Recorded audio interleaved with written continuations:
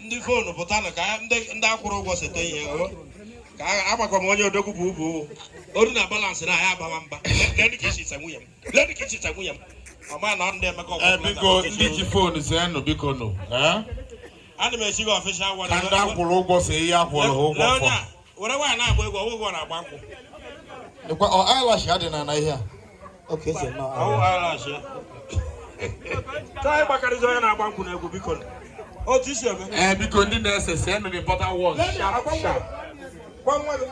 biko anyị nwere akwa anyị na-ele very soon dị ga-afụ akwa anyị na-arịalị gị n'akụkụ.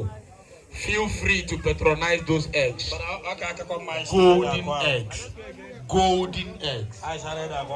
Ikoli ihe ọma.